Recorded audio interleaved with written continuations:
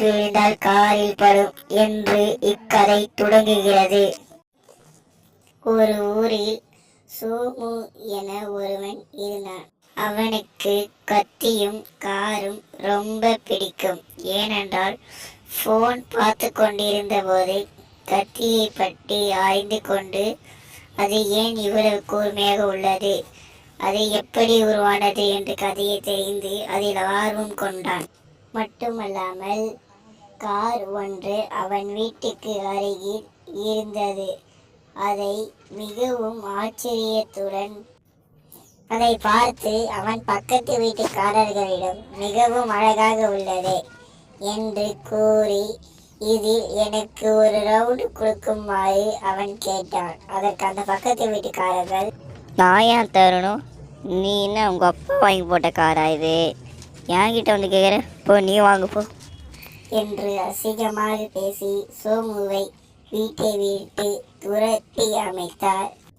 சோமுவும் ரொம்ப பாவமாக சென்றான். அவன் பழி வாங்கும் என்று ஒரு திட்டமிட்டான். அதற்கு யோசித்துக் கொண்டிருந்த போது அவனுக்கு ஒரு யோசனை ஞாபகத்திற்கு வந்தது. ஆஹா, சூப்பர் ஐடியா. இன்னைக்கு அந்த பொம்பளைய ஒரு வழி பண்ணாம விடக்கூடாது. ஒரு நாள் யாரும் இல்லாத நேரத்தில் அந்த காரை திருடிவிட்டு சென்றான். காரை ஓட்டி செல்லும் பொழுது அந்த வீட்டுக்காரம்மா அதை பார்த்து விட்டார். மிகவும் கோபமடைந்தான்.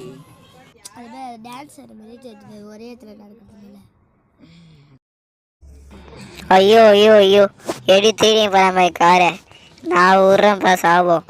இங்கே அடிக்கிற கத்தி கரெக்டாக உன் காரில் விழண்டா, இது என் சாபண்டா, பள்ளிக்கொண்டா கண்டிப்பாக இது.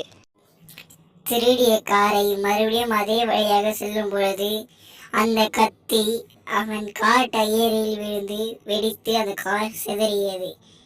அவனும் அங்கேயே இறந்து விட்டான்.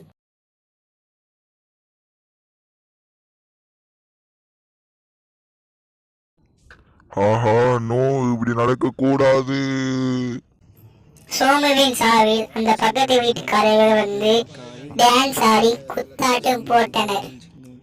ஜிங்கிள் பெல் காரில் விழுமே, கத்தி விழுந்து காரடித்து எல்லாரும் சாவார்களே. ஜிங்கிள் பெல் கத்தி விழுமே, கத்தி விழுந்து எல்லா சக்தி அழுதினி இருப்பாங்களே. இந்த கதையில் உங்களுக்கான கேள்வி: ஆப்ஷன் ஏ கார் வெடித்து, option B car tyre puncture ஆகி, ஆப்ஷன் சி தடுமாற்றல், ஆப்ஷன் டி கத்தி குத்தி. இந்த ஆன்சரை நீங்கள் கமெண்ட் பாக்ஸில் கமெண்ட் பண்ணுங்கள். இதோட அடுத்த வீடியோவில் சந்திப்போம். தேங்க்ஸ் ஃபார் வாட்சிங்.